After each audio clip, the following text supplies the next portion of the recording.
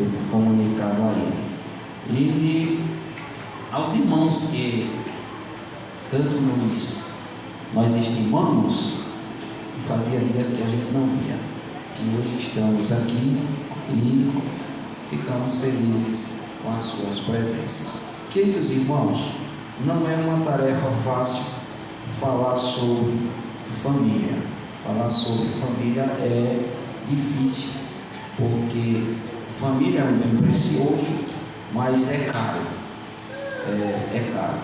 E hoje nós estamos vendo aí, eles querendo criar um novo padrão de família, e isso não vai dar certo.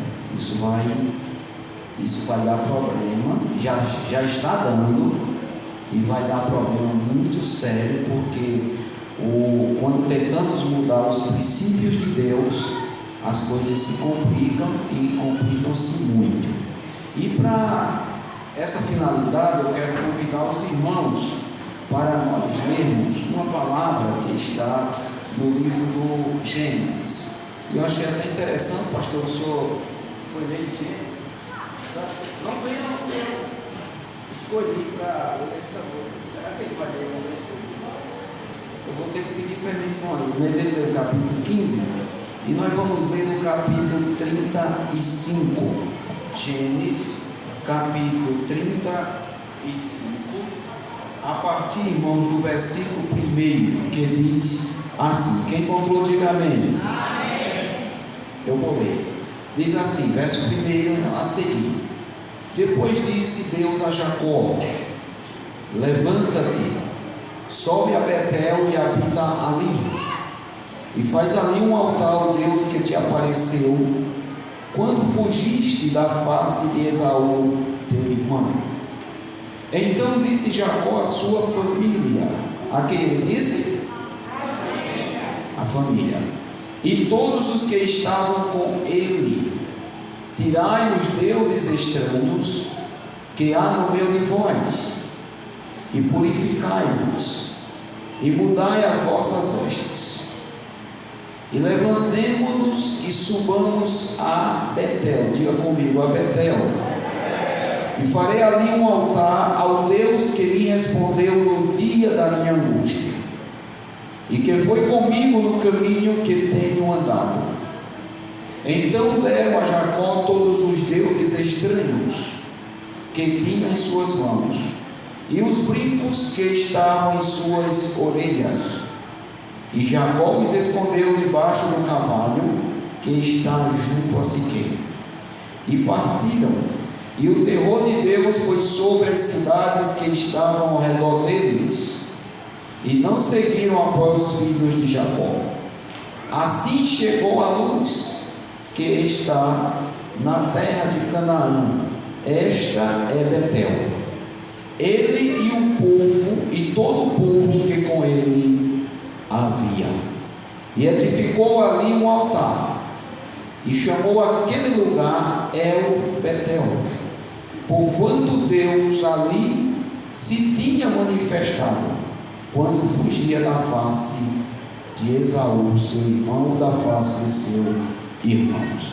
Queridos, o avivamento na família de Jacó. Repita comigo: o avivamento na família de Jacó. Pastor, irmãos, muito se fala sobre avivamento, e muitos movimentos são produzidos em busca desse avivamento.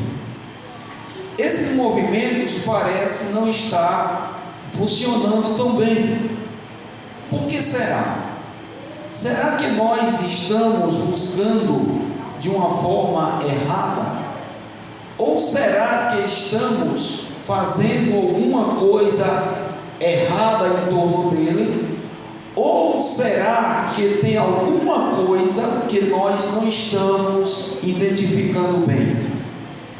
O certo é que nós estamos parecendo com os discípulos de Jesus lá em Marcos 9, a partir do versículo 14. Os irmãos lá de encontrar ali que Os discípulos de Jesus ficaram sós.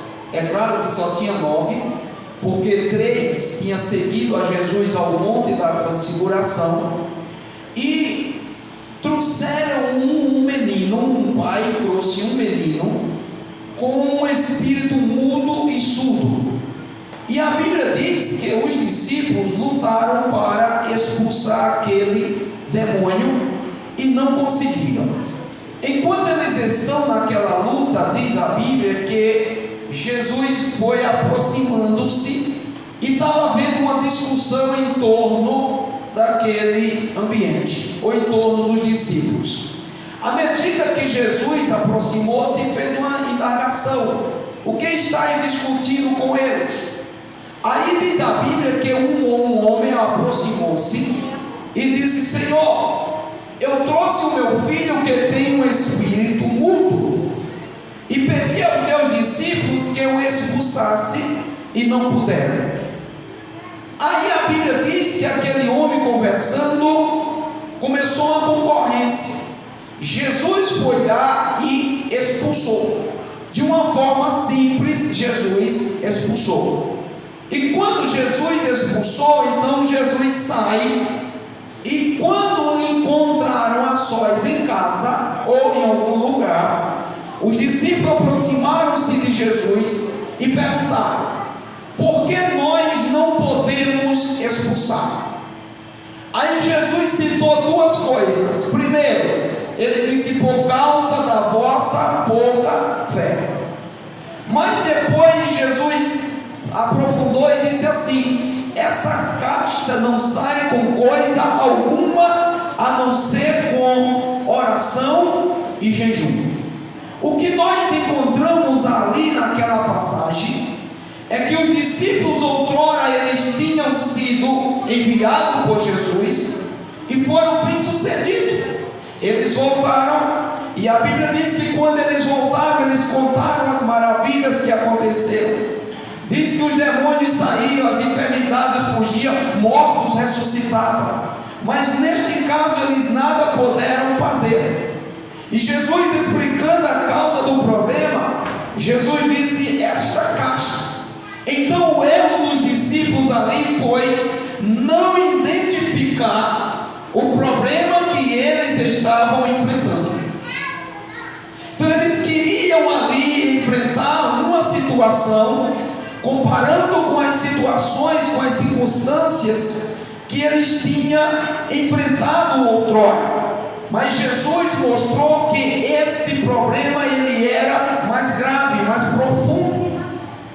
E eles não podiam expulsar aquela casta com o poder que eles tinham. Eles precisavam de um poder maior para que aquela casta de demônio pudesse ser expulsa. Queridos, de sorte que nós fazemos muitos sacrifícios, e esse sacrifício parece não estar dando muito certo. Quando nós falamos, então é hora de nós pararmos, analisarmos, perguntarmos, indagarmos, buscar o problema e tentar de alguma forma identificá-lo para saber onde ele está e onde ele se encontra.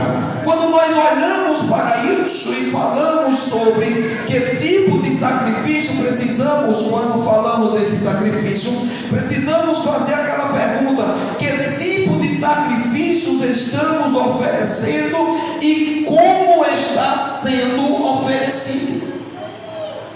Vou repetir: que tipo de sacrifício estamos oferecendo e como está sendo oferecido?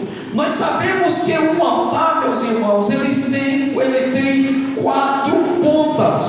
E uma dessas pontas, digo, vierem a faltar, ou se estiver comprometida com alguma coisa, o altar está deficiente e precisa de reparo. Eu quero nesta noite ser bem lento.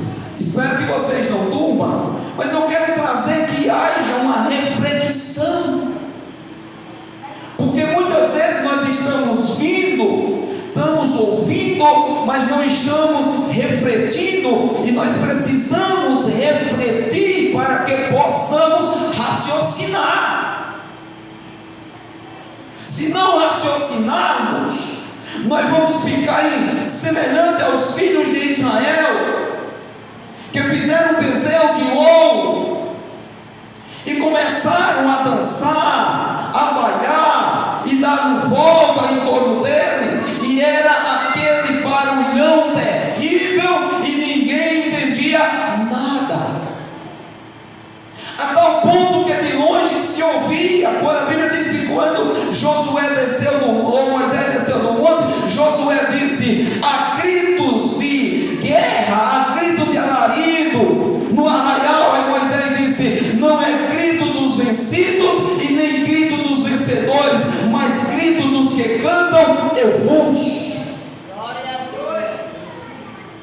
E eles estavam lá dando volta, e o resultado não foi que ali nasceu um avivamento, mas uma ignominia. Então nós precisamos raciocinar para não sofrer a ignominia que sofreu a geração antediluviana, que veio a todos perecer. Mas uma coisa há de importante ali, porque, meus irmãos, a Bíblia diz que Deus falou. Ai, como eu observo e como eu valorizo Noé, porque Noé, ele foi um homem na sua geração que não ganhou nenhuma alma naquele tempo, mas tem uma coisa preciosa na vida de Noé. E qual é? É que ele não perdeu nenhum membro da sua família.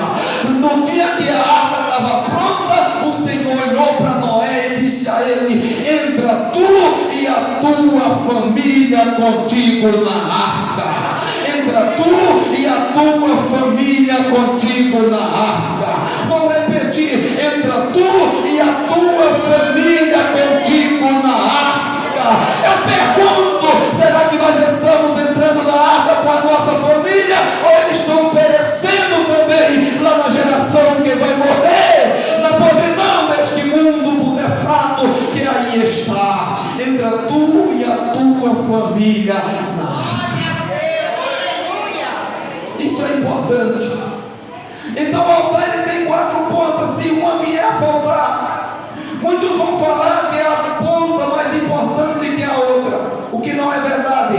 Todas as pontas do altar, elas são de extrema importância e fundamentalmente para que o sacrifício seja oferecido. E a primeira ponta do altar, meus irmãos, é a ponta familiar. Repete comigo: a ponta familiar. Porque a ponta familiar, tudo gira em torno da família. A família é a base de tudo que veio e que vier a existir. A família é o eixo onde tudo se movimenta em torno dela. É no lar onde se aprende as lições para a vida. A família é a maior oficina modeladora do caráter. Nenhuma instituição contribui tanto para o bem ou para o mal como a família. Nenhuma instituição subsistirá à dissolução da família. Tira a família do centro, tira a família do controle e tudo será destruído. Nada restará se a família for destruída. Nada, absolutamente nada. Não existe igreja sem família. Não existe sacerdócio sem família. Não existe estado sem família. Não existe profetíssimo sem família. Tira a família e você vai ver que todas as instituições elas serão diluídas rapidamente. E é isso que estão lutando para destruir a família. Mas eu creio, meus irmãos, no poder da palavra de Deus, que a igreja se levantará e os chefes de família bradarão dizendo: a minha família, ou como Josué disse, eu e a minha casa serviremos ao Senhor. Nós precisamos lutar. Quando eu falo sobre família, creio que a família, meus irmãos, eu creio que a família ela lá no Éden, o culto, pastor, ele ficou melhor depois que Deus criou ela. Enquanto Deus não criou a mulher, o culto era monótono, o culto era aquele culto insípido. Mas quando Deus criou a mulher, Adão, ele é o primeiro a exalar em louvor em poema. Adão virou poeta instantaneamente. E ele disse: essa é osso do meu osso e carne da minha carne. Portanto deixará o varão seu pai e sua mãe e unir-se-á sua mulher, e serão ambos uma só carne. Ele estava dizendo ali: ó Deus, agora, a partir de agora vai ter culto aqui, manhã, tarde e noite, porque eu tenho motivo para te louvar e para te glorificar. Eu estou mais feliz agora. O que nós entendemos com isso é que a segunda parte que compõe o altar é a parte sacerdotal. Se primeiro é a família, segundo é o sacerdócio. Por quê? Porque o sacerdócio ele foi dado por Deus a Moisés, e Moisés pegou e consagrou Arão a manto de Deus. E a liturgia do culto que foi ordenado a Moisés, Moisés transmite a Arão, para que Arão transmitisse a seus filhos, e os seus filhos ensinassem aos filhos de Israel. Ali era a forma cultística ao Deus de Israel. Então, quando nós falamos de sacerdócio, isso inclui a forma de culto, a nossa maneira de cultuar. Nós precisamos primeiramente entender onde é que o culto acontece. O culto primeiro, antes de acontecer aqui, ele tem que ter acontecido antes, tem que ter um precedente. Onde o culto acontece primeiramente? Dentro de mim. Glória a Deus. Depois que o culto acontece dentro de mim, onde é que ele acontece? Na família. Para depois que ele acontecer na família, aí ele se torna um culto público. Aí eu venho para a igreja, mas eu venho para a igreja. Ninguém pode dar aquilo que não tem. Quem dá aquilo que não tem que ter pego de alguém. Quem dá aquilo que não tem está dando aquilo que é de outro. Então nós precisamos entender. Paulo vai dizer em Romanos, no capítulo 12, o versículo 1, ele fala do nosso culto racional. O que é o culto racional? É o culto com a razão, é aquilo que eu entendi, é aquilo que eu digeri, então é aquilo que eu expresso. Então o culto está dentro de mim, eu trago para o seio da família, e da família eu transmito ele em um culto público. Mas primeiro ele tem que acontecer antes. Por que é que muitas vezes nós viemos para a igreja e nós não cultuamos? Na verdade, nós não cultuamos na igreja porque nós não cultuamos em casa. Então essa forma de culto, você veja que Jacó, já eu chego lá, ele recebe a palavra, ele está ali, ele está naquele contexto inserido. Mas primeiro o culto vem aonde? Vem dentro dele. Aleluia. O culto ele não é algo de fora para dentro. O culto ele é algo de dentro para fora.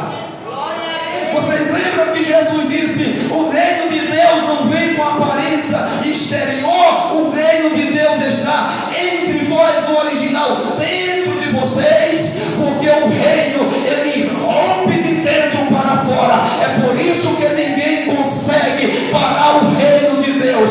As pessoas até tentam, mas quando o reino de Deus, alguém descobre o reino de Deus, ele rompe como uma fonte, a tal ponto que as pessoas morrem por ele, é torturada por eles, mas não abre mão dele, porque está dentro de você. O mundo não entende, mas você entende. Aleluia. É como a adoração. Jesus disse: Os verdadeiros adoradores, ele disse aonde? Adorarão o Pai onde? Em espírito e em verdade. Porque verdadeira adoração, ela não se apresenta aos homens. Aos homens aqui eu apresento louvor. Aos homens aqui eu apresento talento. Pessoas talentosas chegam aqui, cantam e encantam. Como fulano canta bem, como fulano prega bem, mas nem sempre um louvor é uma adoração. Agora toda adoração é louvor e só Deus entende a essência da adoração. Sabe por que em espírito e verdade? Porque o mundo, meu corpo, é onde tabernácula, vem tabernacular a minha alma, mas o meu espírito não. A minha alma me dá contato com os meus irmãos, a minha alma me dá contato com a minha família, a minha alma me dá contato com o mundo, a minha alma me dá contato com os meus professores, com os meus pastores e com os meus mestres, mas o meu espírito me dá contato com o meu Deus. É por isso que eu só posso adorar em espírito e em verdade. Às vezes a sua alma está triste, o seu corpo está abatido, mas o teu espírito recebe o toque do Espírito de Deus e ele exala e exalta em adoração. E alguém diz: o que aconteceu? Foi que o Espírito de Deus tocou o espírito daquela alma abatida e ela alegrou-se. Precisamos entender esta forma de culto.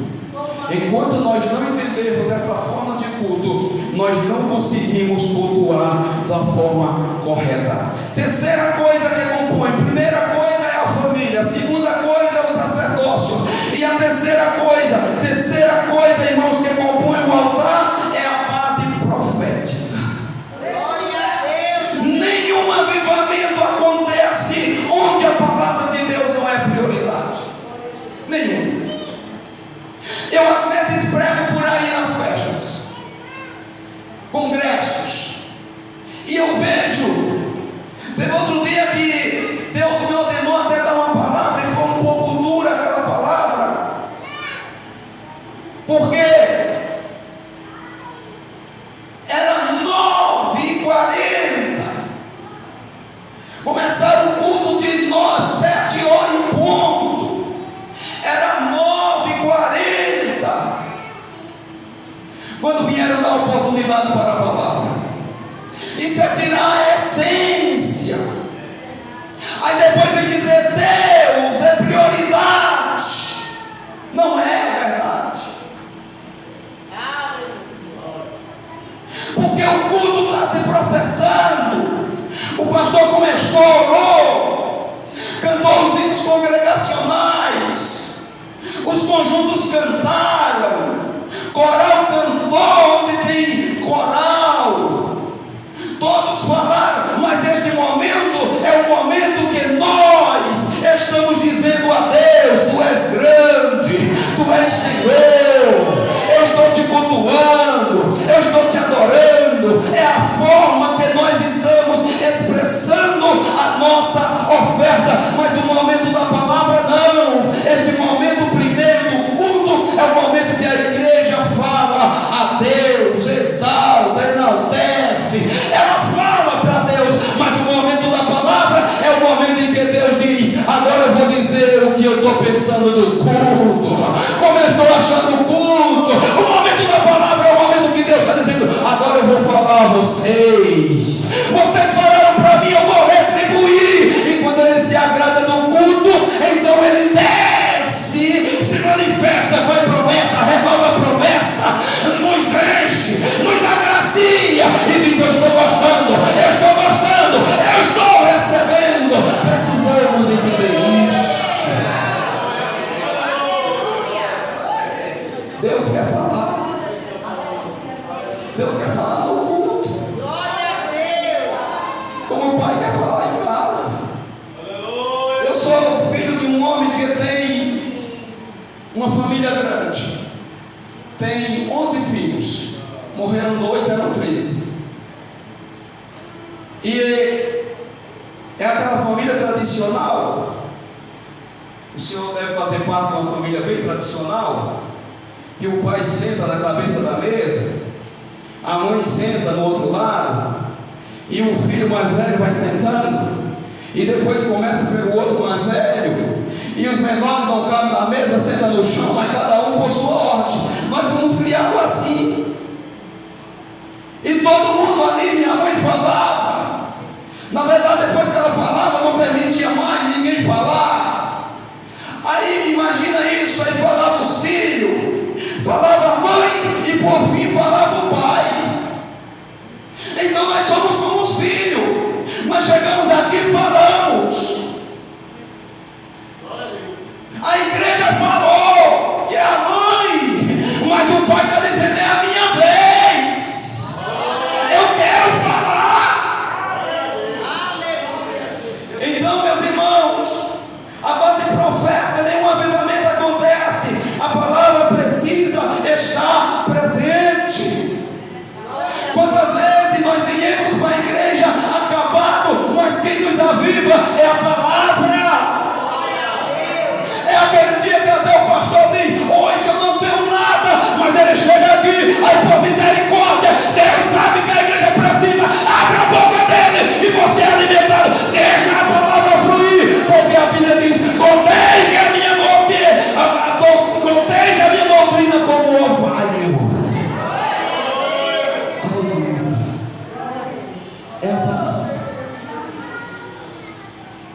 Você quer ter resultado na sua casa? Coloque a palavra como prioridade. Não abra a Bíblia e deixe ela aberta. Não. Pratique a palavra.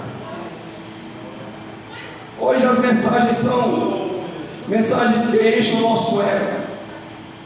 As mensagens que mais mexem conosco são aquelas que fazem-nos promessas que às vezes não podem ser cumpridas. Tem promessas que às vezes é feita para Israel e nós aplicamos ao indivíduo. Aí alguém vai e diz: Deus prometeu e Deus não cumpriu. Não é verdade. Deus não é homem para mentir. Se Deus prometeu algo a alguém, Ele irá cumprir, porque a Bíblia diz em Coríntios 1, verso 22: todas as promessas quanto a de Deus tem nele um sim. Deus não é homem para mentir, Deus não promete para ficar devendo. Se alguma coisa não está se encaixando, é porque Deus não prometeu.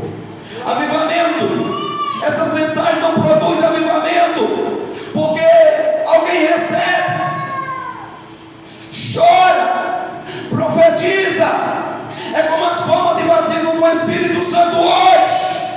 Venha para cá, e alguém vai lá, fala um monte de línguas estranhas no ouvido da pessoa. A língua da pessoa embolou, aí quem foi batizado e depois nunca mais fala em língua. Não é verdade. Precisamos ser verdadeiros, meus irmãos. O Espírito que me usa aqui, ele te alcança aí, ele te alcança lá, ele te alcança sem precisar de manipulação humana, porque Deus, aleluia, não precisa da manipulação humana. Deus precisa que a sua voz seja ouvida e que a sua palavra tenha liberdade.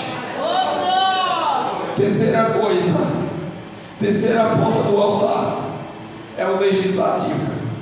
Então nós temos família, nós temos sacerdote, nós temos profeta e nós temos o poder legislativo. Aí você pode até pensar: então é o Estado? Não, é o nosso compromisso com o reino de Deus.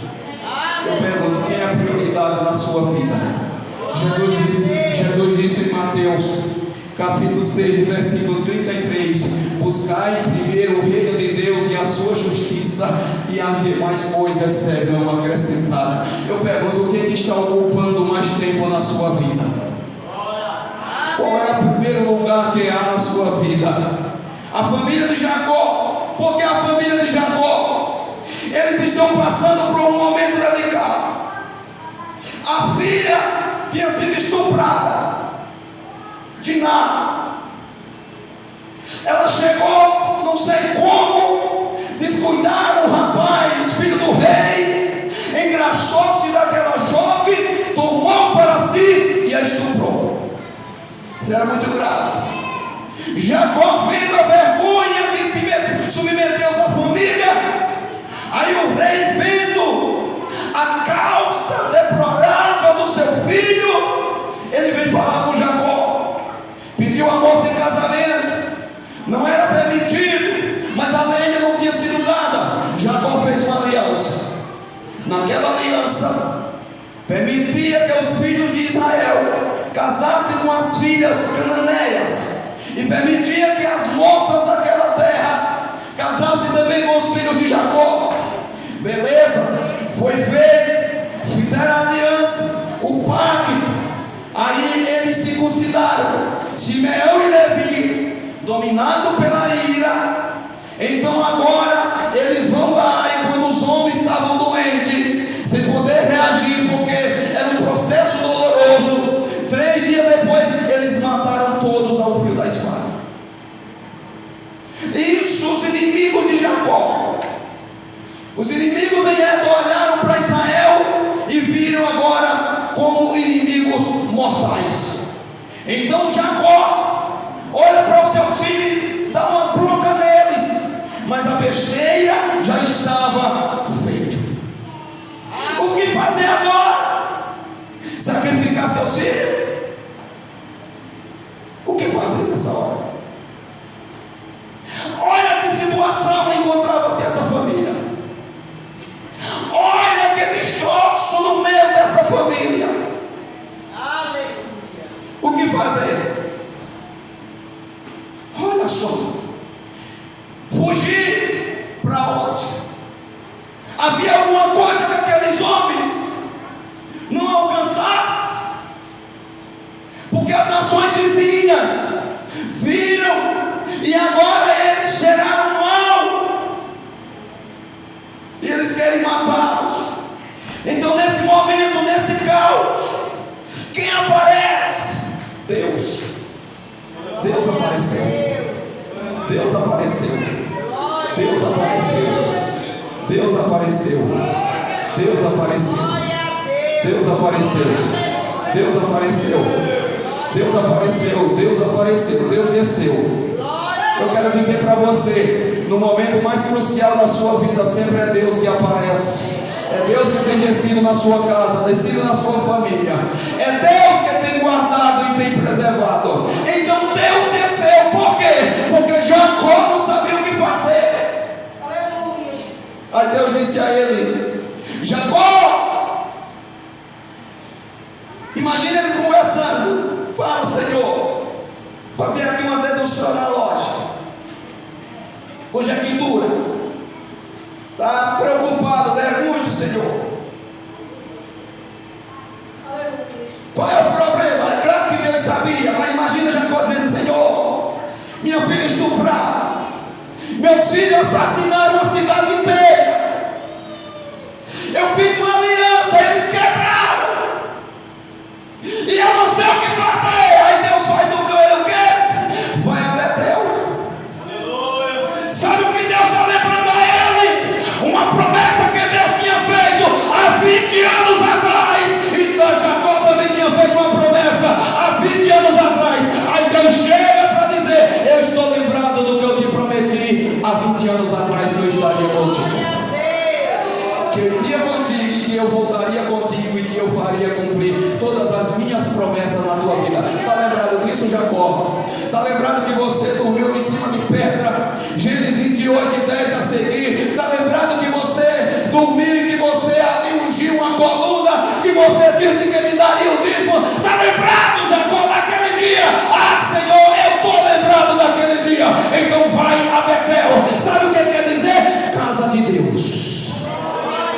Ei, o melhor momento de nós não corrermos quando não sabemos o que fazer é para os pés do Senhor.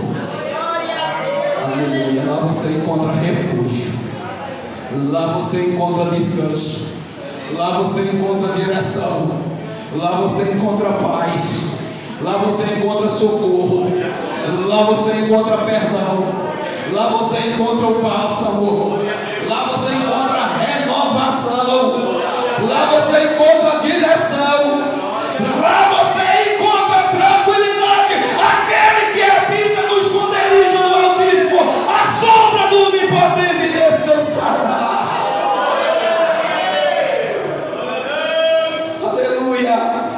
Eu não sei como é a sua família, mas a sua família faz parte de um projeto. A sua família faz parte de um projeto. A família de Jacó fazia parte de um projeto. E onde estava esse projeto? Desde o dia que Deus chamou Abraão e disse: farei de ti uma grande nação. Desde o dia que Deus escolheu Jacó, desde o dia que Deus escolheu Isaac, esta família entrou no projeto. Não adianta Satanás querer destruir o projeto de Deus, porque não vai dar certo. Deus cuida do seu projeto. Deus cuida. Deus mantém o seu projeto de pé.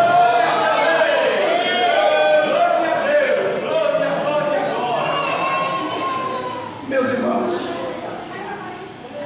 mas como ir a Betel? Como ir para a igreja com uma família dessa? Como ir para o altar com uma família dessa? O que fazer? Você veja que Deus não falou com a família toda. Deus falou com o líder. Deus falou com Jacó. Aleluia, glória. Deus disse: vai a Betel, suba a Betel. Jacó poderia chegar para os seus filhos e dizer: irmão Fortunato, vocês dois, seus dois assassinos, fiquem aqui, e assim se culpa de vocês. Poderia dizer para sua filha que está viúva: você fica aqui com os seus irmãos, eu vou com os outros. Mas na verdade, se nós formos olhar a história, ela é mais complexa, porque o primogênito de Jacó estava impuro, que tinha se deitado com a mulher do seu pai. Que família complicada. A promessa de Deus tinha sido feita a Jacó. Jacó poderia ficar choramingando, se maldizendo, vivendo de comiseração. Que vida triste é esta minha, que família complicada é esta minha. Mas em vez disso, ele chamou a família. Venham cá. Glória a Deus. Venham cá. Tire o Deus estranho que está no meio de vocês. Aleluia. Tire. Tire. Tirai os deuses estranhos que há no meio de vós. Primeiro ele fala a família. Aí o texto do verso 2 diz: e aos demais da sua casa. Primeiro a família. Porque, irmãos, muitas vezes nós queremos corrigir a família dos outros e não olhamos dentro da nossa casa. Olha o filho de fulano como está, olha a filha de fulano como anda. Mas Jacó olhou e disse: venha cá à minha casa. Reuniu seus filhos e disse: tirai os deuses estranhos que há no meio de vós. Aí chamou os seus servos, depois que falou com a sua casa, e disse a mesma coisa: tirai os deuses estranhos que há no meio de vós. Segunda coisa, purificai-vos. Terceira coisa, mudai as vossas vestes. Glória a Deus. Repita comigo: tirai os deuses estranhos. Segundo, purificai-vos. Terceiro, mudai as vossas vestes. Primeiro aqui, nós temos o primeiro mandamento: tirai os deuses estranhos. Isso é o quê? Isso tem relação com o primeiro mandamento. O culto não deve ser politeísta, nem um culto ecumênico. O culto tem que ser, irmão, um culto teísta. O nosso culto não pode ter mistura.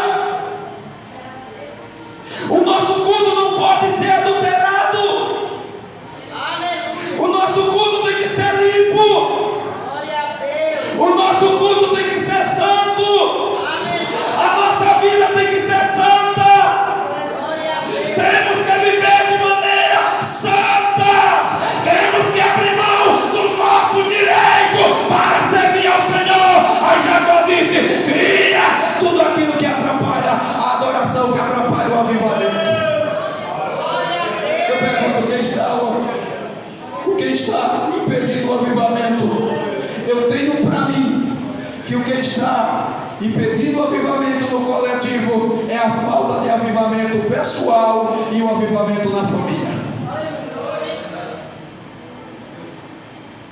Nós fazemos festa, nós fazemos congresso, tudo em nome de avivamento. Nós fazemos culto de avivamento. Eu pergunto, está funcionando? Está funcionando? Estuda as histórias dos avivamentos e você vai ver que o avivamento eles mudaram. Avivamento evitou guerra. Avivamento evitou muitas coisas na igreja e fora dela. Porque quando o fogo pega aqui, ele transforma a rua, ele transforma bairro, ele transforma cidade, ele transforma países, ele transforma as pessoas, ele atinge, porque o avivamento ele muda de dentro para fora e ele muda princípios. O que você não pode mudar, o avivamento muda. E Jacó disse: tem que tirar. Nós não podemos ter um culto ecumênico. O que é o ecumenismo? É a união de várias religiões. Quantas vezes, irmãos, nós associamos ou nós nos associamos para não desagradar? Aí você não desagrada as pessoas, beleza, isso é bom, mas você desagrada a Deus. Os discípulos receberam essa proposta, disseram: olha, não fala neste nome, e está tudo bem. Eles olharam e disseram: ei, julgai agora se é justo isso aí diante de Deus. A quem devemos obedecer? A Deus ou aos homens? Eu quero perguntar a você: o que está acontecendo fere os princípios de Deus? Porque se ferir, irmão, é melhor você ferir os princípios dos homens e ficar com a palavra de Deus. Ela vai te sustentar. Você vai passar por luta, mas vai ter vitória. E no final, o Senhor vai dizer: entra tu e a tua casa. Oh glória, oh glória, oh glória, oh glória, oh glória, oh glória. Aleluia. O primeiro tem relação com o primeiro mandamento, como eu disse. Moisés mais tarde vai dizer a Israel, versos 6 e 4 de Deuteronômio: ouve, ó Israel, o Senhor nosso Deus é o único Senhor. Irmãos, estão aí lutando para mudar os princípios criados. Homem não é mais homem, mulher não é mais mulher, família não é mais família. Imagina, nós temos que chegar aqui e temos que usar palavras neutras. O sangue de Jesus Cristo tem poder. Eu creio que a igreja cheia do poder de Deus, ela vai morrer, mas jamais ela vai usar este tipo de linguagem para agradar o mundo.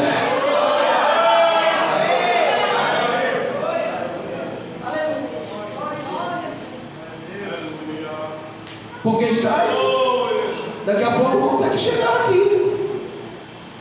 Vão ter que, ou vão chegar aqui e vão querer que a gente se submeta a isso.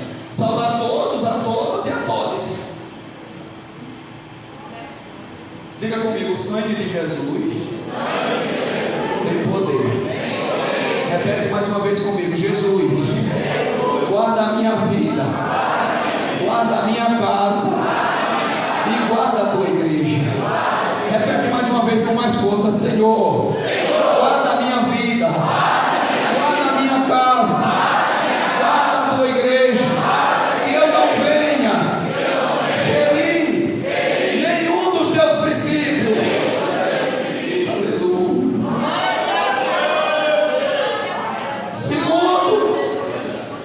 O segundo ponto desse, irmãos, tem relação com o quê? Tem relação com aquilo que Jesus nos ensinou. Ele disse: purificai-vos. Veja que ele fala a ligação de uma junção com outra. Isso é o quê? Primeiro pessoal, mas leva a unidade. Quando Jesus ensinou a oração do Pai Nosso, veja que ela é uma oração que fala de unidade. Pai Nosso, santificado seja o teu nome, venha a nós o teu. Olha só que ele sempre está levando a unidade. Venha a nós, porque nunca a mim, dais a mim, dais a mim. Mas ele está levando a unidade para que haja unidade entre o seu povo.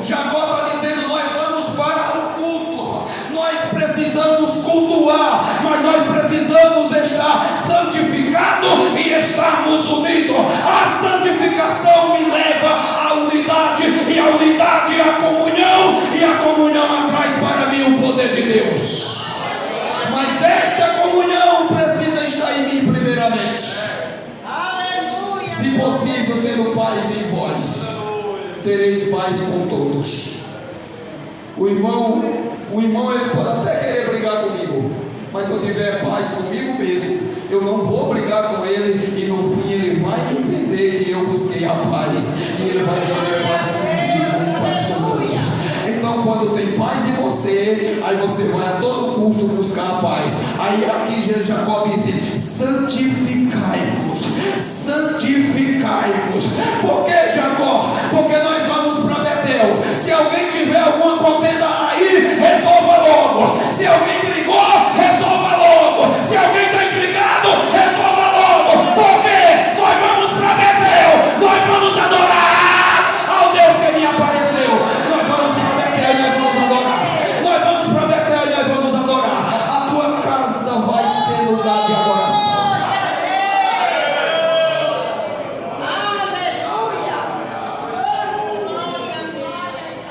Deixa eu terminar. Como foi difícil mudar as vossas vestes. Isso é o nosso relacionamento comum. Isso é o nosso relacionamento com a igreja. Isso fala do nosso relacionamento, não só com Deus, mas também com as pessoas. Ele disse: mudai as vossas vestes, ou seja, mudai os vossos costumes. Aleluia, glória a Deus. O que é que você acha?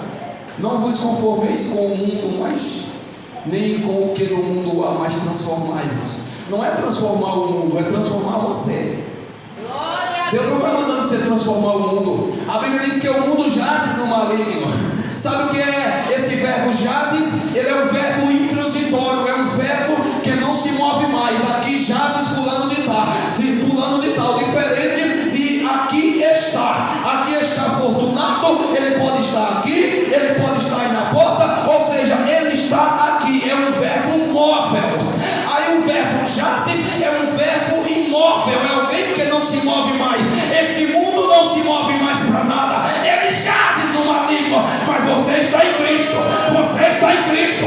A igreja está viva. A igreja está em Cristo. A família está em Cristo. Se nós queremos um avivamento, busque avivamento na sua vida e na sua casa. Oh glória, oh glória, oh glória, oh glória, oh glória, oh glória.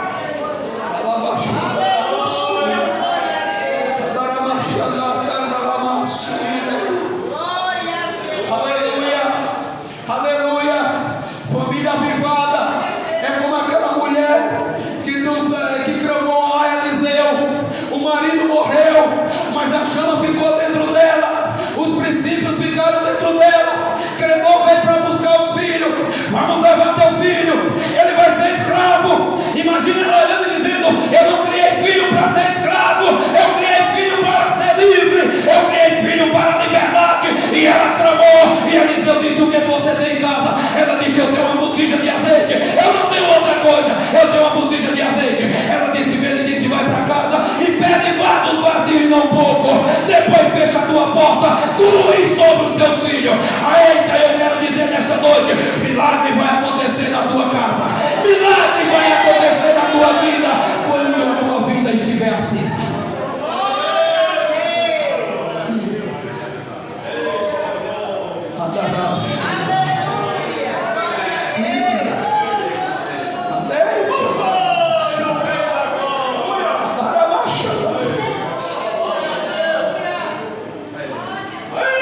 Estou uma pesquisa americana.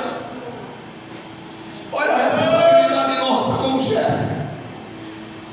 É mãe grande. Entre eles fizeram pesquisa, ele sempre fazia isso.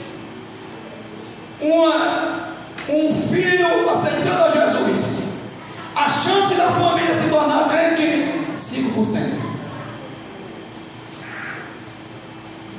Na minha casa, Natanael está um crente. A chance da família vencer, 5%. Se a irmã Neide se tornar crente, digamos que nós não fosse, quando não éramos, a chance da família se tornar 15%. Mas o Senhor aceitando a Jesus, na sua casa, as chances de toda a família vir aceitar já aumenta 85%. Que responsabilidade a nossa como chefe de família. É por isso que Jacó olhou e disse assim: eu não criei filho para a diversidade, nenhum dos meus filhos vai ficar para trás.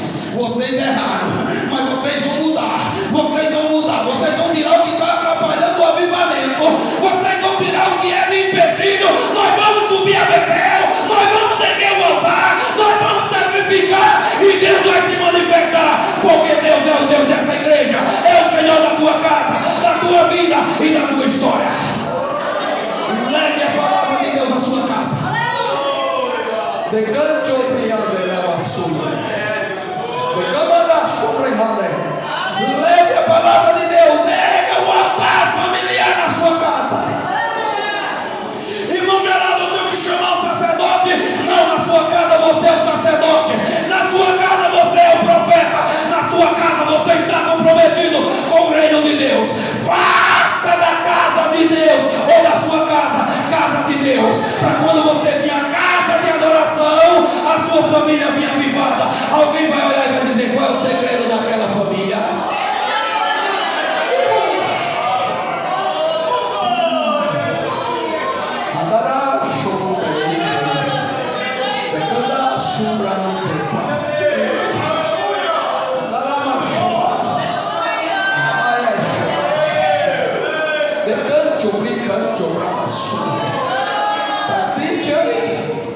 Sabe por que toda essa fúria contra a tua família? É por causa da promessa de Deus que foi feita a você. E a promessa não é só para você, é para você e para a tua casa.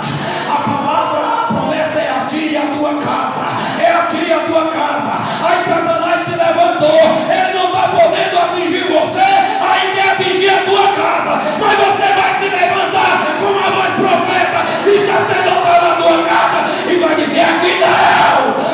Aqui tem a palavra de Deus, aqui tem avivamento, aqui tem o Espírito Santo, aqui tem o sangue de Jesus para nos purificar de todo o pecado.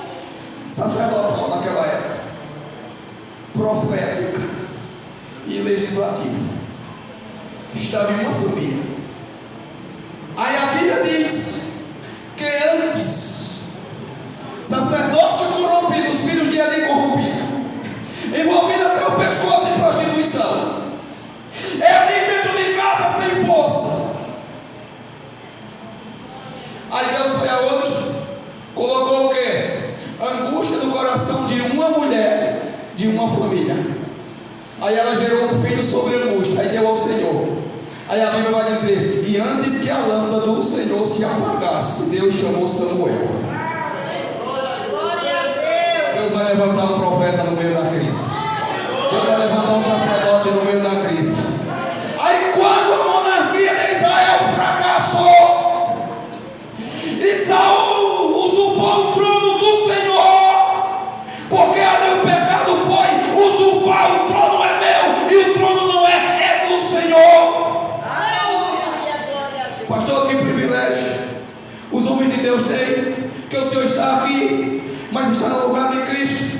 É como se Cristo fosse fazer uma viagem e dissesse: toma conta aí, se tu precisar é só dar um grito, eu vou te dar a direção. Essa é a função do pastor, seja ele local ou regional, não importa, ele está no lugar de Cristo. Eu estou nesta noite no lugar de Cristo, na sua casa você está no lugar de Cristo. Aí quando tudo parecia perdido, aí Deus disse: vai até Belém, vá até a casa de Jessé, de uma família, porque lá eu tenho um reino, nada está perdido, eu estou no trono, eu sou Deus.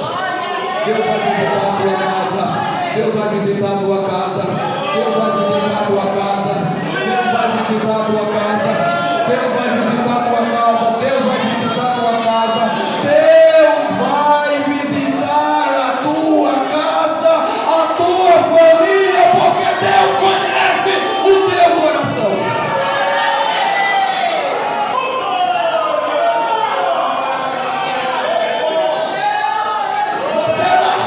Saída no meio desta crise, mas eu quero te dizer: Deus mandou a palavra esta noite, e a palavra dele está avivando o teu coração.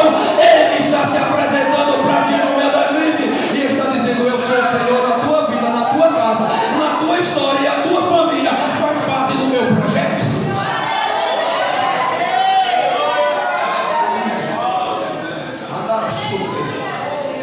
Por causa do projeto, a palavra está de pé. Por causa do projeto. Deus abençoe esta igreja. Meu amigo pastor, muito obrigado. Deus abençoe o seu ministério, a sua família, e continue prosperando na sua vida.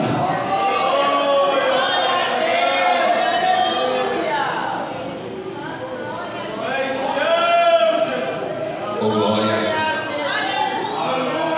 Glória a Deus. Aleluia. Deus vai chegar na tua casa.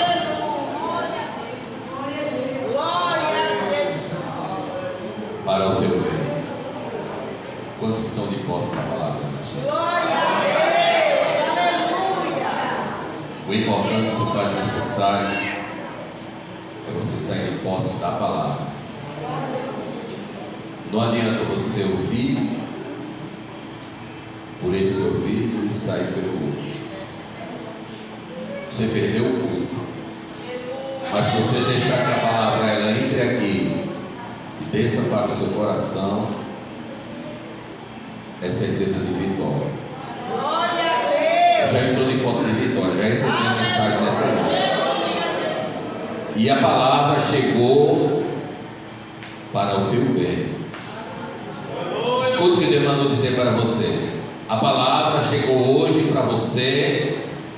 Aleluia. Para o teu bem.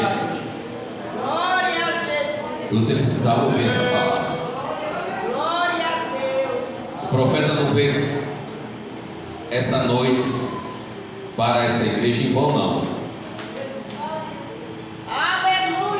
Ela vai ter um resultado. Ela vai ter um resultado. E eu creio que ainda esta semana você vai receber uma bênção da parte do Senhor. Vai. Na tua casa, na tua família. Deus, Senhor, vai cuidar de nós. Amém? Graças a Deus. Queridos irmãos, quero agradecer a presença do nosso presbítero, do nosso irmão geral, que gentilmente atendeu o nosso convite, toda a sua família, pois Deus vem abençoar e frutificar o seu ministério. Deus abençoe o nosso presbítero, o nosso irmão geral. Bem, amanhã, ciclo da oração a partir das 14 horas, os irmãos estão convidados. Se você estiver de folga, se você não estiver trabalhando, vem para o centro de oração. Olha, você vem para Betel, colocar a sua vida no altar, na oração. É na oração que o crente recebe vitória. Amém? Sempre na oração, a partir das 14 horas aqui na congregação. Bem, fiquemos de pé para agradecer ao Senhor por tudo que o Senhor tem feito e fará nas nossas vidas. Quero convidar nosso evangelista, nosso irmão Fortunato, para dirigir a oração final e em seguida a bênção apostólica. Maravilhoso Deus, Criador dos céus e da terra. Ó Deus, como nós estamos felizes nesta noite, Senhor. Tu chegou na hora certa, meu Deus, da vida de todas as famílias aqui presentes. Aleluia!